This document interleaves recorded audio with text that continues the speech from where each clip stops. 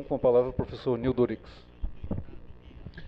Bem, eu queria iniciar agradecendo o convite e a confiança de todos vocês, das entidades sindicais, por essa nova oportunidade de debater com todos um tema decisivo da nossa conjuntura, um tema decisivo do desenvolvimento capitalista brasileiro, um tema decisivo da conjuntura mundial.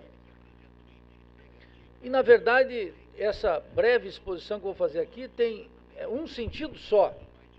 É um convite para que todos vocês passem a estudar o tema da dívida e o tema do Estado no Brasil. É isso que precisa.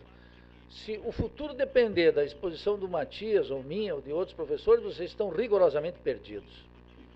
Não porque nós não estamos comprometidos com isso. Não, porque é preciso que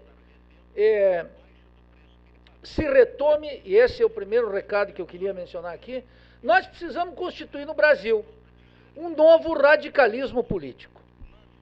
Essa é a hipótese primeira que eu quero discutir aqui. Já quero também antecipar, não há razão para jogar na lata de lixo tudo que nós fizemos até agora. Mas é absolutamente indispensável, do ponto de vista político e do ponto de vista ético mais profundo dessa expressão, reconhecer que tudo que nós fizemos não mudou a vida do país. A despeito de um avanço aqui e acolá, de algumas vitórias, etc., é preciso reconhecer isso como ponto de partida.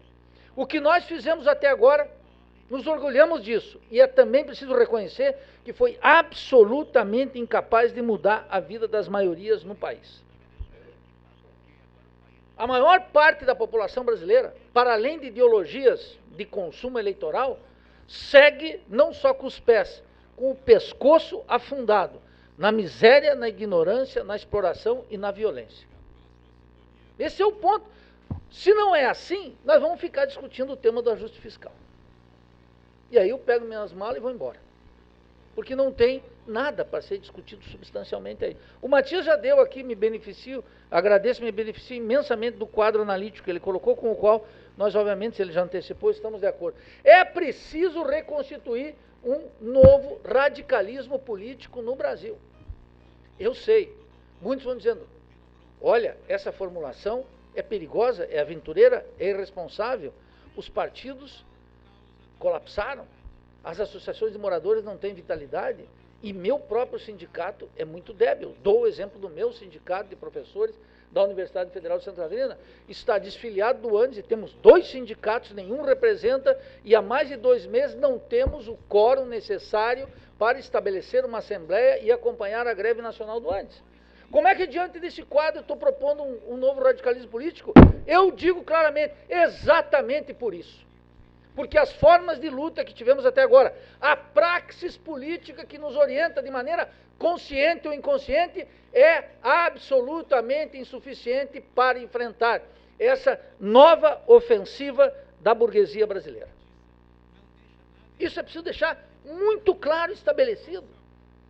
Ou assumimos isso como uma verdade política, ou vamos ficar simulando na política. Vamos participar do cinismo dominante da política brasileira.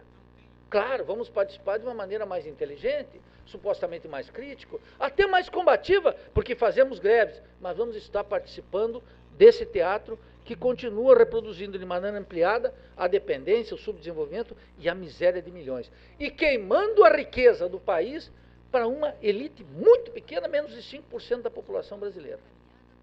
Esse é meu ponto de partida. Portanto, o que me traz aqui é para discutir isso, um novo radicalismo político absolutamente indispensável. Quero mostrar para vocês um antecedente histórico e pegar os melhores exemplos da política brasileira. Em 1989, concorreram à presidência vários candidatos, mas tinham 2, que eram os que me chamavam a atenção, e naturalmente de todos que estavam aqui, que era Luiz Inácio Lula da Silva e Leonel Brizola. Os 2 tinham nos seus programas o tema da dívida. Os 2 propunham, Brizola nesse aspecto com muito mais lucidez, propunha o tema da auditoria da dívida. Peguem os programas, estão lá, podem buscar. O PDT é uma caricatura de partido, digo claramente, Tal como o PT hoje é um fracasso histórico rotundo. Não importa. Não importa. Tiveram suas virtudes. Não há por que não reconhecer suas virtudes históricas. E buscar lá em 1989 duas das mais importantes lideranças populares do país, Leonel Brizola e Luiz Inácio Lula da Silva, colocavam na campanha presidencial, e está no programa do partido, o tema da auditoria e da dívida. Observem como de lá para cá o tema da dívida se tornou um tema invisível. Governa o cotidiano do município, governa as finanças dos estados, arruina o pacto federativo, escraviza o Estado na União, e é um tema invisível. Olhem o retrocesso político, olhem a regressão intelectual e programática de 1989 para cá. Queremos avançar, queremos sair da situação, a primeira coisa é reconhecer esse quadro. Tão invisível que o dado é isso aqui. 2014, quero dar os dados aqui muito claramente, para que ninguém vacile nessa questão. Não temos mais o direito de vacilar nessas questões. É muito grave o que está acontecendo. Em 2014, na execução orçamentária por despesa no Brasil, 2014, depois de tantas lutas, depois de tanta combatividade, depois, digamos, entre aspas, de tantas glórias, pequenas e grandes, o país gastou, com todo o pessoal e encargos sociais, 237 bilhões de reais. Vou repetir. O país gastou em 2014 237 bilhões de reais. De juros e encargos da dívida, gastou 170 bilhões. Mas eis a novidade, meus caros. De amortização e refinanciamento da dívida, 807 bilhões. Esse tema é invisível na política brasileira. Esse tema aqui é invisível. Quem fala nisso? O presidente da República fala nisso? Não fala. Os grandes partidos falam nisso? Não falam. Os grandes intelectuais brasileiros? Não falam, ocultam essa realidade. Os sindicatos falam nisso? Só como chororô. Não encaram isso como uma tarefa política essencial, que depende, que não é um assunto menor, é um assunto de vida ou morte. Não é um assunto pequeno, é um assunto que organiza a vida nacional. Por essa razão, a reivindicação desse novo radicalismo político deve começar, entre outras, pela força dos sindicatos. Eu não quero descartar aqui, não participo desse anarquismo difuso, de quinta, tipo facebookiano, em que nada serve porque os partidos... Não, nós precisamos de um grande partido. Um partido que encabece a Revolução Brasileira. E esse partido não é um horizonte distante. Isso está nascendo já das grandes contradições e dessa dramática hora que o Brasil está vivendo. Dramático. Não é qualquer coisa que nós estamos começando a enfrentar. E aí, conversava com o Matias antes de nós começarmos aqui, esse ajuste não é uma pecinha passageira. Não é uma coisa que é o seguinte, mais 2 anos aperta o cinto e depois a gente volta a crescer, a distribuir, como há pouco a presidente Dilma disse. Isso é rigorosamente falso. O ajuste é permanente e veio para ficar. Ou nos armamos com isso, ou já saímos derrotados nessa luta. Vamos semear aqui ilusões. Então, estou dizendo, esse é o papel. E os sindicatos cumprem um partido. E se nós cobramos que os partidos políticos têm que ter uma nova praxis política, nós temos que reconhecer que os sindicatos estão muito aquém do seu papel no Brasil. Todas as centrais sindicais, todos os sindicatos. Quer dizer, não é fácil parir um novo radicalismo político. Não é um assunto trivial. Isso precisa de uma revisão radical da militância individual, precisa de uma revisão radical da prática sindical, da natureza dos nossos encontros, da capacidade dos nossos dirigentes, da forma de trazer a juventude para dentro dos sindicatos, etc. Precisa se reinventar radicalmente. Mas isso, eu não estou aqui expressando um voluntarismo.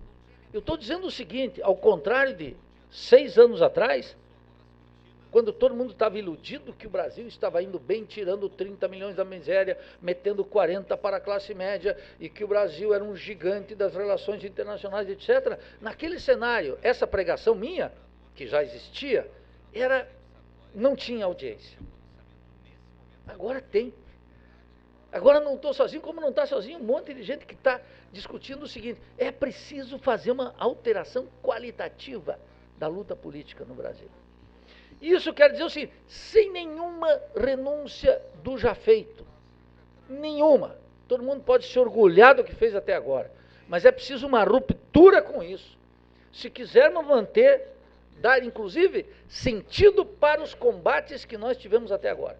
Se quisermos honrar esta memória desse combate que fizemos até agora, temos que renovar para frente a nossa situação política, a nossa praxis política. Essa é a primeira questão. E o tema da dívida é, naturalmente, um tema decisivo nisso, segundo ponto da minha exposição. Esses dados aqui, repito, 237 bilhões para pessoal e encargos sociais, essa coisa que parece muito cara no Brasil. Funcionário público é muito caro, é muito ineficiente, é dispendioso. Leva tudo junto, 237 bi. Para amortização e refinanciamento da dívida, 807 bi. Quase 4 vezes mais.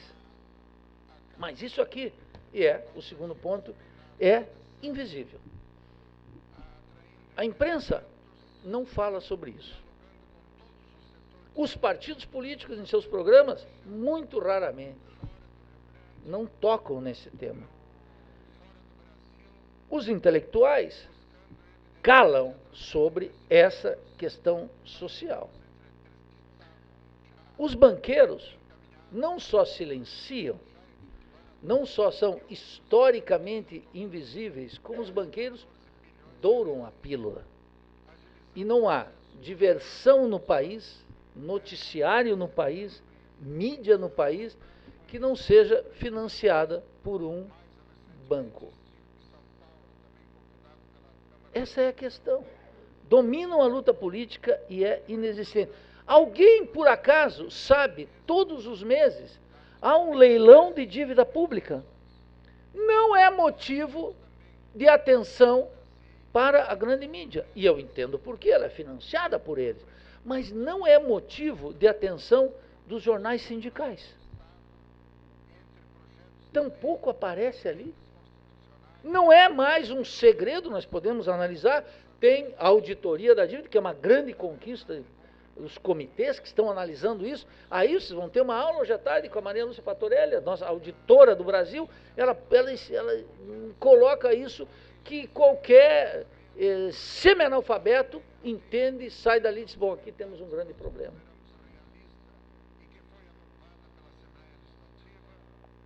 Esse sistema tem uma característica essencial.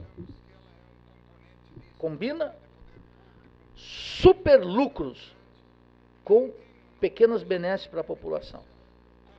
A dívida é parte de um sistema e ela é capaz de banalizar o conceito de riqueza, de tal maneira que nós somos um país subdesenvolvido, um país dependente, mas um país que produz uma riqueza gigantesca todo ano. O sistema da dívida, ele consegue banalizar o conceito de riqueza, que parece que nós somos eternamente, vou usar uma expressão aqui de extração católica horrorosa, que é carentes. Nós somos uns carentes. Parece que nós estamos cheios de dívida, não podemos nada. Porque o conceito de riqueza que o país produz todos os anos, de maneira gigantesca, se esvai, se concentra. A crise, já antecipo aqui, não é uma crise para todos. Só um sindicalista muito ignorante, muito tonto, que eu sei que não tem nenhum aqui, pode pensar que a crise é generalizada, que a crise é para todos. Na crise se reproduz a desigualdade dos tempos de normalidade. Se no período do segundo mandato do presidente Lula, os programas sociais de caridade cristã estavam turbinados, o superlucro dos banqueiros eram muito maiores. Havia uma desigualdade naquele período de estabilidade em que todos nós estávamos, em alguma medida, confortáveis. Agora, no aprofundamento da crise, quando os estados e os municípios estão apertados sob restrição fiscal, quando vem uma ofensiva de privatizações, como mencionou Matias, quando vem um programa que eles chamam de austeridade fiscal, etc, etc, etc, os superlucros dos banqueiros estão assegurados. Os superlucros dos exportadores, sejam industriais com a mega desvalorização do real, ou com os gigantescos subsídios para a agricultura que o governo exibe na televisão, 189 bilhões para o latifúndio, que eles chamam de agrobusiness, essa expressão horrorosa. Aluno meu olhou, falou agrobusiness, eu reprovo. Quando não, expulso da sala de aula. 189 bilhões. E quanto para a agricultura familiar? 30 bi. Quanto por cento? Quem coloca o alimento na boca do povo? É a agricultura familiar. Mais de 70% do que nós comemos. Ah, a inflação do tomate. Escuta, vamos aumentar o crédito, vamos tirar do latifúndio. Mas o latifúndio é para exportação. Por quê? Porque a elite latifundiária acredita em algo fundamental. In God we trust, que é o leminha do dólar. Só quer saber do dólar. Faz o cálculo em dólar.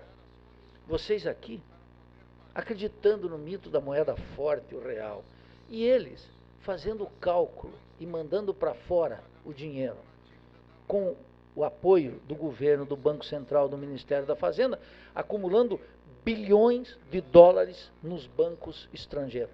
Eu quero dizer, bilhões de dólares. O latifúndio ganhando horrores. Aqueles industriais que exportam, agora estão lavando a régua. Por quê? Porque ficou barato exportar. E até a televisão exibe, ora, agora a oportunidade para pequenos capitalistas industriais que produzem pequenas máquinas, estão exportando, estão ganhando. Vocês, seus babacas, estão sob o ajuste fiscal, não o capital industrial, não o latifúndio, não os banqueiros, que estão ganhando horrores com a elevação da taxa de juros de maneira sistemática e com o pagamento religioso e silencioso da dívida. Aliás, corrijo, não com o pagamento, da renegociação permanente da dívida. Como disse muito bem Delfim Neto, numa oportunidade, dívida a gente não paga, renegocia. E isso é verdade, é óbvio. Então, a dívida se tornou um tema invisível. E é preciso torná-lo um tema visível, um tema de militância diária de todos aqueles que têm apreço pelo sindicato, daqueles que sonham com um partido que pode transformar e liderar uma grande revolução brasileira, para transformar radicalmente, para a gente poder ter a riqueza que é produzida por todos nós nas mãos do país, que hoje não temos. Claro, em alguma medida é difícil pensar nisso, mas em outra não. O sistema que nos domina é um sistema que meu amigo Gilberto Vasconcelos chamou de petucano. É muito sério esse conceito. O que nos domina é o petucanismo. No essencial, os dois grandes partidos que rivalizam na cena eleitoral, não na cena política, na cena eleitoral. Aqui é preciso pensar o seguinte, é um erro muito frequente e muito destrutivo associar política ou reduzir a política à disputa eleitoral. Podemos ter uma disputa eleitoral acirrada, muito drástica, muito hostil, e temos uma paz política gigantesca. E o que é a briga entre petistas e tucanos? Se dá uma briga acirrada em termos eleitorais em um conjunto de instâncias absolutamente pacíficas. Vou dar um exemplo de ontem. O Janot foi reconduzido para o cargo com apoio massivo de petistas e tucanos. Não há nenhum problema.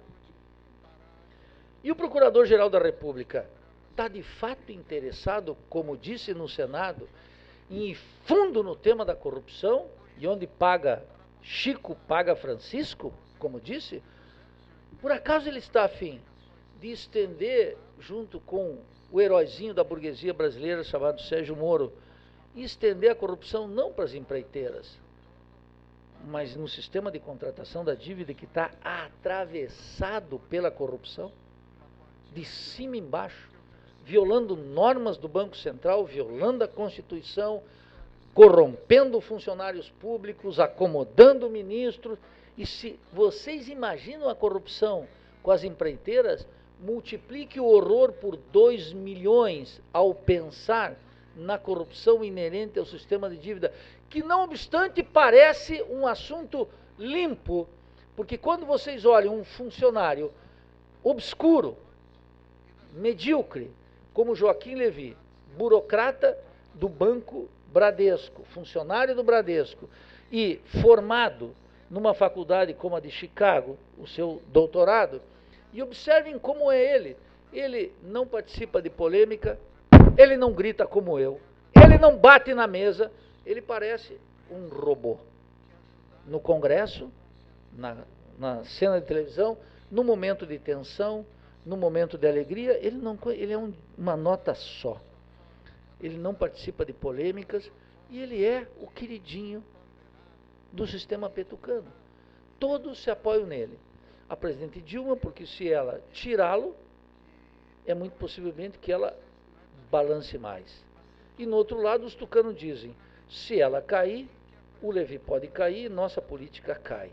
Então ficamos todos agarrados no Levy, todos participando do ajuste, todos implementando essa política que afeta a República, afeta os estados e afeta os municípios.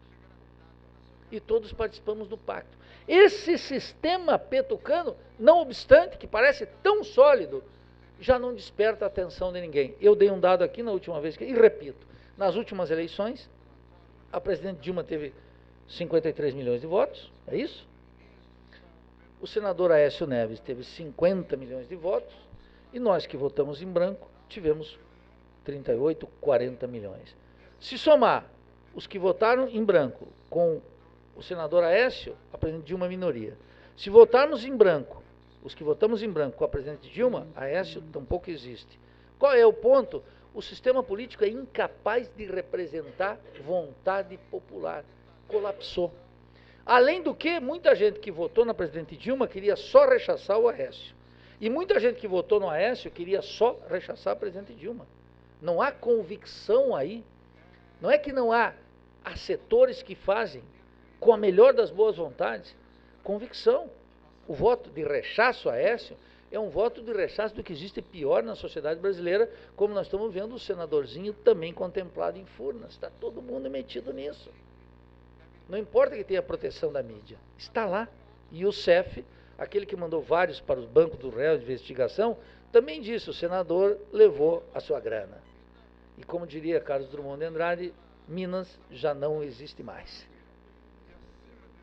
E ele é o cara que sai nas ruas. Esse sistema é incapaz de representar, em termos eleitorais, a maioria, muito menos em termos de vontade política. O sistema colapsou. Tem alguma eficácia na disputa eleitoral? Porque nós temos um inimigo que mora no bairro e tu não gosta do sujeito.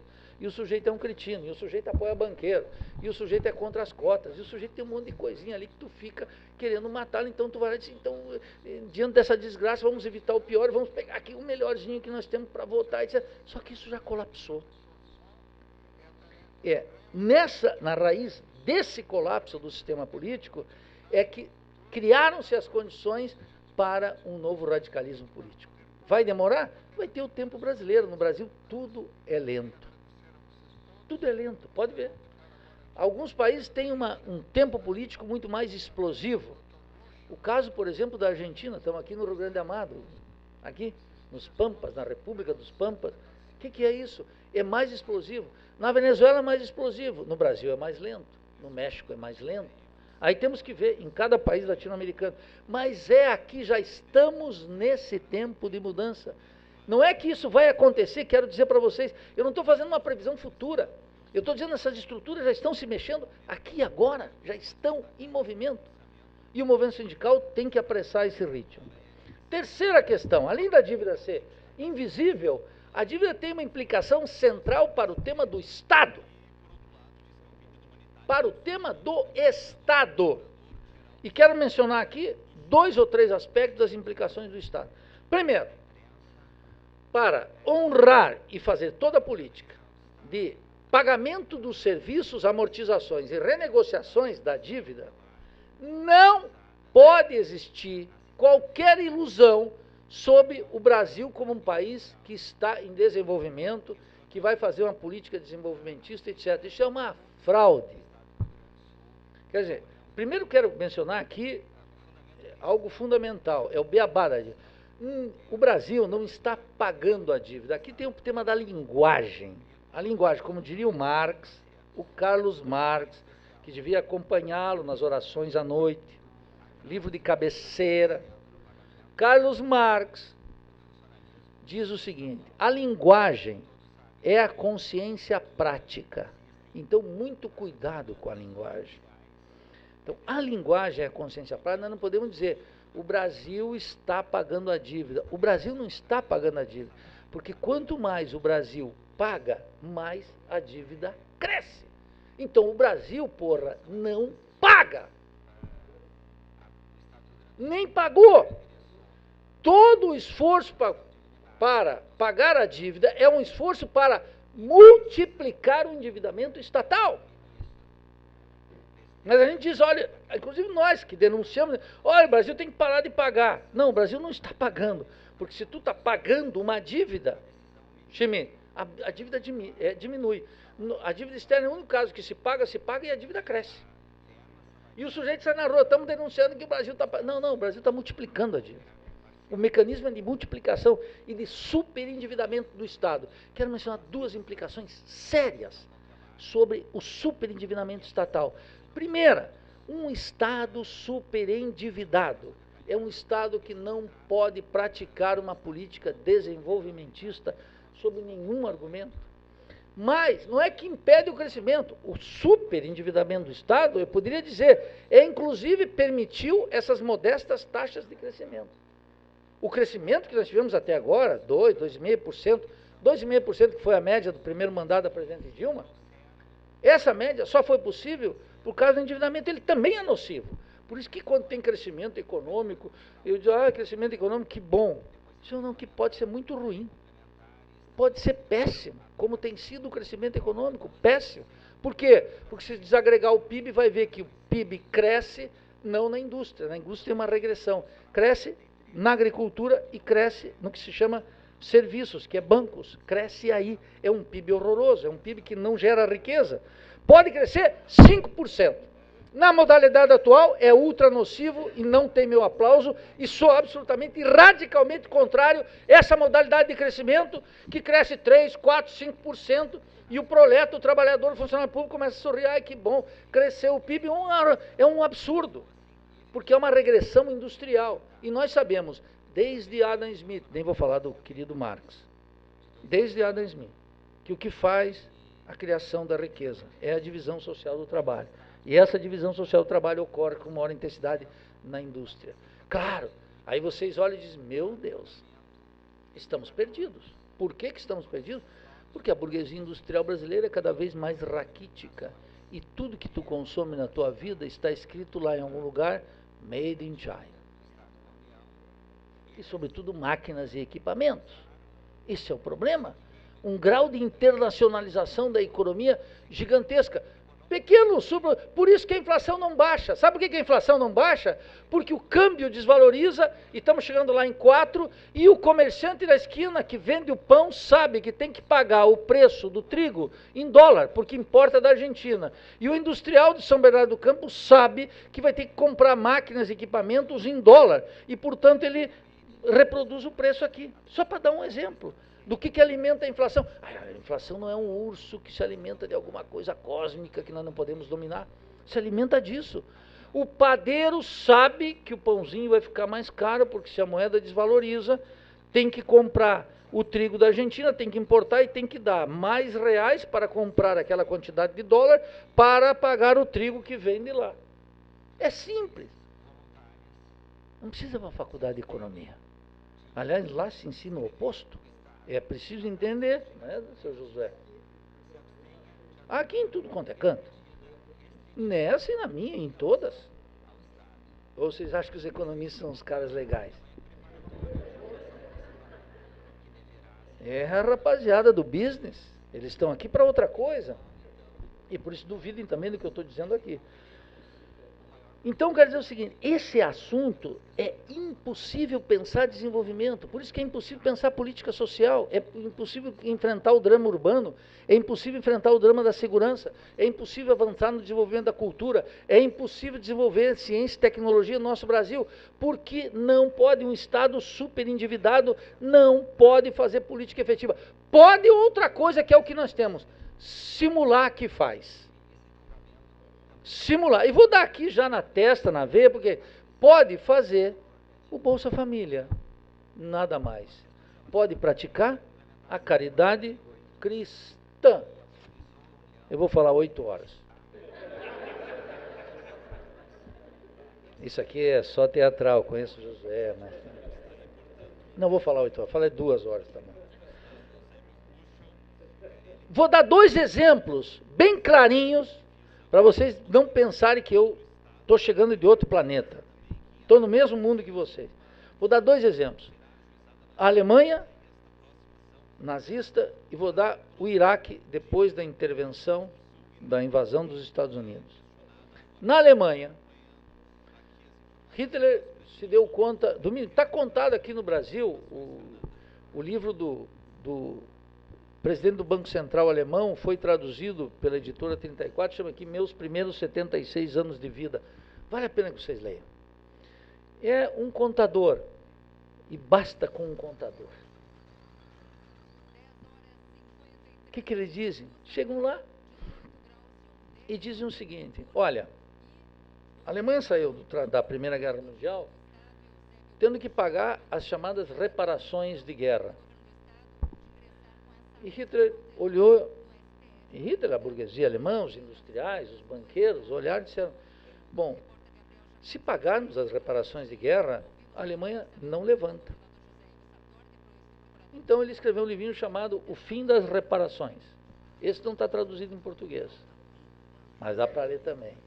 O Fim das Reparações. E eles fizeram a seguinte formulação, ou a Alemanha paga as reparações, ou a Alemanha se desenvolve. E eles disseram, então, fim das reparações de guerra. Vou repetir. Eles disseram, fim das reparações de guerra. Essa é a rota do nazismo. Tu acha que a base popular do nazismo vinha porque Hitler fazia bons discursos? Eu não sei se fazia bons discursos. Vinha porque deu emprego para a massa da população, para setores operários, vinha porque era uma proposta contra-revolucionária para derrotar a Revolução Alemã, vinha porque, por um conjunto de fatores, mas milhões aderiram ao nazismo. O nazismo não é uma coisa que vem lá um sujeito mau e levou milhões de pessoas boas, exatamente como vocês. Gente como vocês, como eu, apoiou o nazismo. Por quê? Porque ele botou o tema da dívida no centro, fim das reparações de guerra. Era a dívida germânica. Vou dar um outro exemplo. Para que vocês não pensem que Maria Luiza Fatorelli veio de outro planeta. Quando os Estados Unidos invadiu o Iraque, se apresentou o tema da dívida. O Iraque tinha uma grande dívida, aproximadamente 80 bilhões de dólares, medido em dólares. Então os Estados Unidos chegaram naquela situação e, bom, o que vamos fazer aqui? Os Estados Unidos, Rumsfeld, um dos agentes mais importantes do regime de Bush, disse o seguinte, olha, nós não podemos admitir que uma dívida construída por um ditador, destinada a construir palácios, oprima a vida do cidadão do Iraque, que não se beneficiou com esse endividamento. E os Estados Unidos então disseram o seguinte, o Iraque não vai pagar mais a sua dívida. Porque o Iraque, nas palavras dele, ou paga a dívida ou avança para o desenvolvimento. Para avançar para o desenvolvimento, na linguagem de Ramsfeld, não pode pagar a dívida. E cancelou a dívida. Por quê? Porque, amor, 90% da dívida do Iraque era com bancos europeus. Então os Estados Unidos disseram o quê? Não tem problema, não paga a dívida.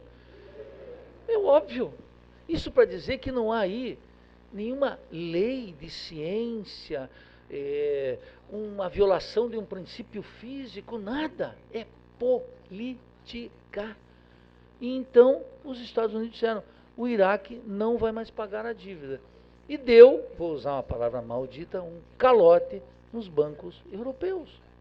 O mundo caiu, Porto Alegre, o Guaíba se desviou? Não, o Guaíba seguiu correndo normalmente. E Uruguaiana ficou lá com aquela... E as vacas aqui no Rio Grande do Sul, tudo olhando o pasto, normal. Não aconteceu nada. E o sol não nasceu no outro dia? Nasceu. Mas parece que se não pagar a dívida, se fizer uma auditoria, uma moratória, simplesmente a suspensão ad eterno, parece que o mundo vai mudar. Isso aconteceu na Alemanha, aconteceu no Iraque, e está acontecendo. E vou dizer a coisa mais... Aconteceu no Equador de Rafael Correa, aqui do ladinho. E fizeram uma auditoria. E acaso os bancos processaram nos tribunais internacionais? Não houve reação dos bancos. E a dívida que era de 10 bi, baixou para 3 bi. E a Maria Lúcia Fatorelli estava lá, fizeram auditoria com ela, Alejandro Olmos, Eric Toussaint, toda essa gente, fizeram auditoria. E a reação mundial foi o quê? De silêncio total. E os banqueiros foram para a corte, quietos, todos porque podiam, antes de ir para a corte, todos para a cadeia. Então negociaram, diz, opa, calma, tem que fazer. Isso para dizer o seguinte, 2 exemplos históricos mais distantes, a Alemanha nazista, o Iraque depois da intervenção estadunidense e o Equador aqui. Se não avançarmos para isso, não tem a menor. Claro, se não avançarmos no tema da dívida, não tem soberania, segundo aspecto do Estado. É um Estado subendividado, não tem soberania. A riqueza brasileira não fica aqui. O Brasil produz uma riqueza. Em período de crescimento do PIB ou de negativo, vai continuar produzindo uma riqueza gigantesca. O PIB vai ser negativo esse ano, talvez em 2%. E o ano que vem também. Muito bem. Nesse período de PIB negativo, a riqueza continuará sendo produzida. E tal como no período de prosperidade, entre aspas, anterior, essa riqueza não permanecerá aqui. Vai para os bancos estrangeiros e todas as formas de transferência de valor que multinacionais, banqueiros e burguesia brasileira, situada na Avenida Paulista e nos Jardins Paulistas, seguem ganhando. E os latifundiários aqui do Rio Grande do Sul, que vivem aqui em Porto e tem uma casa em Miami, também.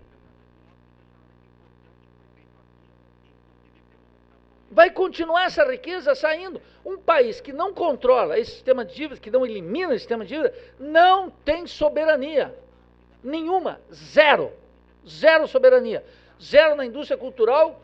Estamos matando a nossa juventude com o programa Netflix, um conjunto de séries from United States, que é de 5ª categoria.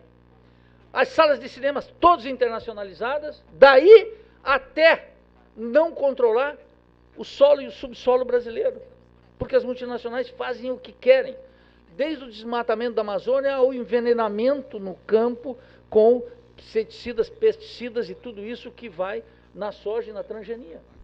É um pacote completo, vai do controle da mente de milhões pela televisão e os produtos de consumo cultural, até ser o país que, segundo o MST, é o país que consome por quilo maior quantidade de veneno na agricultura mundial. Então não tem domínio sobre nada. Não pode colocar um limite na multinacional, não pode colocar limite no sistema bancário, não pode colocar limite no produto cultural, não pode colocar limite em nada. Ou seja, tudo que é da cultura nacional, da vitalidade do país, é secundarizado. Bem, é claro que o tema da dívida, terceiro aspecto, tem as questões ideológicas extraordinárias.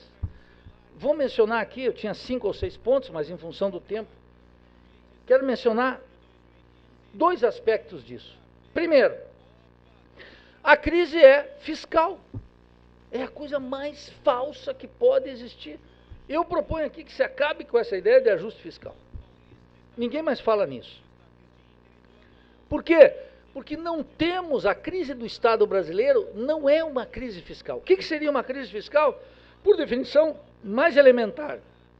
Um Estado arrecada muito e mal, vamos pegar a hipótese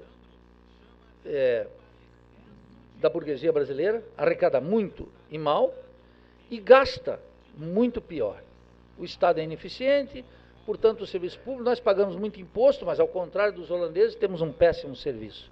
Nós pagamos muito imposto, como nos Estados Unidos, mas a retribuição é muito débil, é muito ruim, etc. Rigorosamente falso. O Matias recordou aqui aspectos do Marx. Marx explica no Capital, lá em 1864, muito claramente, por que a carga tributária é alta. Porque a dívida é crescente. A carga tributária elevada não é uma consequência do endividamento, é uma premissa.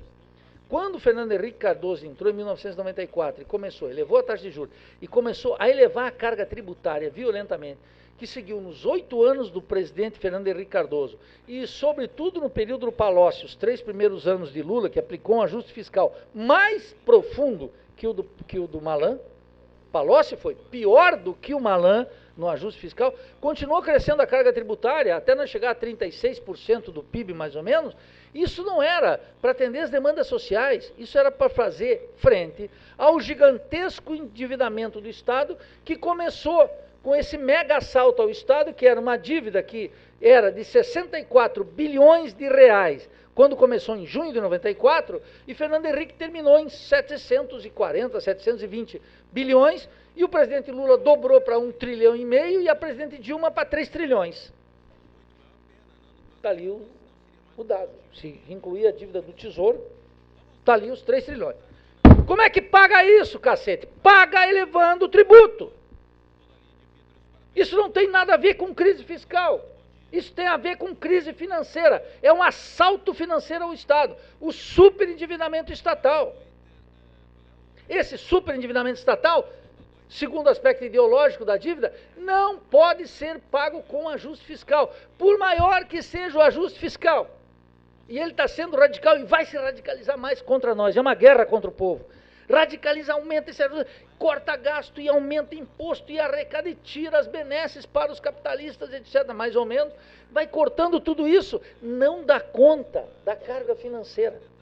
A carga financeira é maior e, portanto, o endividamento é maior. E, portanto, a renegociação e a amortização da dívida cresce na LOA de 2015, que eu acho que não tem nem o dado divulgado ainda.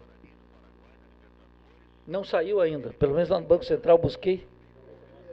E vão retomar a CPMS e vão fazer um conjunto de operações, todas elas destinadas a isso. E não é mais o maldoso FHC que está fazendo, é a presidente Dilma.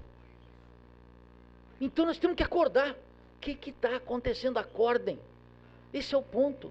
Tu diz, opa, tem uma regularidade aqui que começou em 94, com uma estratégia que era de endividar o Estado. Em 1994, digo sempre para os meus alunos e repito onde eu vou, a dívida interna era de 62, 64 bilhões em junho de 1994. Começo do Plano Real. Presidente Itamar Franco. Nós poderíamos pagar, Luiz, eu e tu. 64 bi, troco, pagamos. Nem vou te implicar, eu pago. Agora, 3 trilhões, como é que se produziu de 64 bi para 3 trilhões? Esse superendividamento do Estado. O que significa, para honrar essa dívida? Ajuste fiscal eterno. E ajuste fiscal da conta? Não, paga parte renegocia, multiplica e novos empréstimos. E isso faz o quê? Cria um sistema de escravização cujo objetivo não é o colapso de vocês, não é matá-los, é deixá-los vocês de joelho, trabalhando para esse amo insaciável, que é o sistema de dívida. E vai continuar trabalhando. E o país vai continuar produzindo riqueza, muita riqueza. E essa riqueza fica conosco? Não. Vaza por distintas artérias para os amos do sistema que ficam em escala nacional e muito bem localizados, uma costela deles, na Avenida Paulista.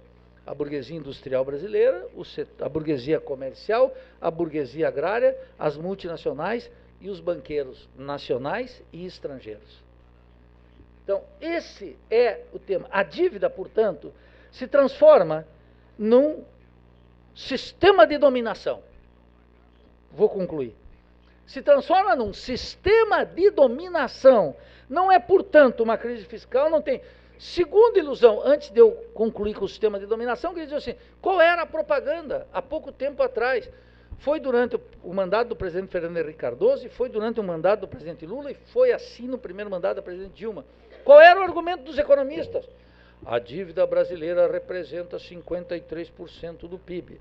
E depois a dívida brasileira baixou para 47% do PIB. Veja como melhoramos. Eu ficava estarrecido, eu fiquei rouco de tanto gritar contra isso. Qual era o problema? Dívida, meu chapa. Não se paga com PIB, pô. Sindicalista que tem 2 neurônios, esquece o PIB. Dívida se paga com dólar, a dívida externa, em primeiro lugar. E a dívida interna se paga com o superávit fiscal. E a taxa de juros, está ali, a taxa de juros nós somos dos últimos, desde 94, nós foi 7-1 no sistema mundial direto. Nós lá em cima, às vezes perdimos para a Turquia, às vezes perdimos para a Rússia, mas a média, o Brasil é um pau no sistema mundial, a maior taxa de juros no mundo. A taxa de juros dos Estados Unidos é negativa, na Europa caiu tudo, e nós aqui com uma taxa de juros elevadíssima. Não tem nada a ver com ciência, tem a ver com interesse de classe. Só analfabeto de pai, mãe, quarteirão para pensar que não pode baixar a taxa de juros. Isso é de uma ignorância atroz. Quando dito por um banqueiro, eu entendo, é o interesse dele. Quando dito por um professor universitário, dependendo de quem é a ignorância própria de um professor universitário. Quando dito por um sindicalista, é fatal, porque o bicho é tão ignorante que ele não sabe que ali ele está beijando a morte. Ele está cavando o próprio túnel, o túmulo. Percebe como é que é? Então, quero dizer assim, esqueçam esse maldito PIB, exatamente. Ah, mas agora, durante o governo do presidente Lula, a relação com o PIB, que chegou a 57, agora baixou para 47, sim, mas o PIB cresceu. E se o PIB cresceu, já é aritmética simples. O PIB cresceu, então agora está deslocando mais dinheiro, pode o percentual diminuir e pode estar pagando mais. É claro, mas muitos sindicalistas comiam isso, como se fosse sopinha, mingau. Idiota completo, burros completos. Eu sei, eu estou falando assim, porque eu sei que aqui não tem nenhum desses. Esse é o ponto. Então, gente, tem que cortar isso. Quer dizer assim, chegamos a um sistema que produz ideologia o tempo inteiro. O ajuste é fiscal, a dívida não é problema, o percentual melhorou, e é um monte de questões, todos os dias isso. Quando, na verdade, a dívida se transformou num gigantesco sistema de dominação. Eu diria, o centro nervoso do sistema de dominação. Com isso quero concluir, Josué. O sistema nervoso. Por isso que a resistência dos trabalhadores agora, ela é muito importante, inclusive quando ela está limitada só a reivindicar os salários. Aqui 2 aspectos e concluo com isso. Primeiro, as greves dos trabalhadores, as resistências, é muito importante, não só porque parcelar salário é efetivamente algo que ninguém pode aceitar. Mas veja, aqueles que são os otimistas aqui no Brasil, que lembraram, por exemplo, como na Grécia houve redução nominal de salários, em Portugal houve redução nominal de salário. E o pessoal dizia, isso é lá, aqui não vai acontecer. Aqui no Rio Grande do Amado já tem parcelamento do salário. O Rio Grande do Amado é a vanguarda do país. O Sartori, esse estadista gigantesco, visionário. Por quê? Porque ele saca o que está em questão, ele diz, vamos, num estado que já estava estruturalmente liquidado, eles vão, agora eu sou a vanguarda disso, eu vou colocar a casa em ordem. Veja, ele está na linha, doa quem doer, da presidente Dilma, que diz o seguinte, ajuste lá em cima, e os governadores dizem, ajuste embaixo, e os prefeitos vão dizer, ajuste no município, claro. Entendeu? E vocês também, Chimitão, ajustem nas finanças pessoais. Acabou a moleza. Eu quero dizer o seguinte, esse sistema, ele parece um sistema intocável, um sistema que tem algo de sagrado, um sistema que parece que se nós tocarmos nesse núcleo nervoso, a vida se desfaz. Parece, tudo indica, nós fomos educados no estranho hábito de respeitar o tema da dívida como se estivessem falando da Virgem Maria, das nossas próprias mães. Não é isso. Esse tema condensa o sistema de corrupção do Estado brasileiro. Ele comanda a corrupção brasileira. Comanda. Vocês estão se divertindo com essas pequenas penas dadas aos proprietários das empreiteiras? É nada para mim. Não representa nada. Enquanto não tocarmos no centro nervoso do sistema, que é o sistema bancário e o sistema de dívida, não começamos a fazer política. Tirar o caráter sagrado do sistema da dívida é uma operação relativamente complexa e absolutamente necessária. Vou recordar com isso os textos de Marx sobre a Comuna de Paris. Uma das limitações clássicas da Comuna de Paris é que os trabalhadores fizeram tudo, tomaram o poder, armaram o povo, etc. Só pararam diante do Banco da França. No momento de maior rebeldia dos trabalhadores, os trabalhadores armados até os dentes, organizados na Comuna de Paris. Imagine vocês numa comuna do Rio Grande Amado. O Sartori já preso, o latifúndio já expropriado, vocês já discutindo aqui a independência do Brasil. Quer dizer, nesse contexto, vocês chegariam na frente do Banco Santander e ajoelhariam. Então a gente pergunta, como pode aqueles que armaram o povo, prenderam o Sartori, expropriaram o latifúndio, fizeram já uma república independente que vai liberar o resto do Brasil, ajoelhar na frente do Santander? É isso que ocorre com o caráter sagrado do sistema da dívida. Enquanto nós não rompermos isso, não tem como começar a fazer política, criar um novo radicalismo, tocar, chamar para o combate milhões de jovens e trabalhadores, etc., que se sentem um pouco abandonados nisso. Mas eu não diria que é abandono, é próprio desse período de transição em que tudo aquilo que fizemos já não basta, que o novo não nasceu, mas que a chapa esquentou para nós fazermos o novo. Muito obrigado.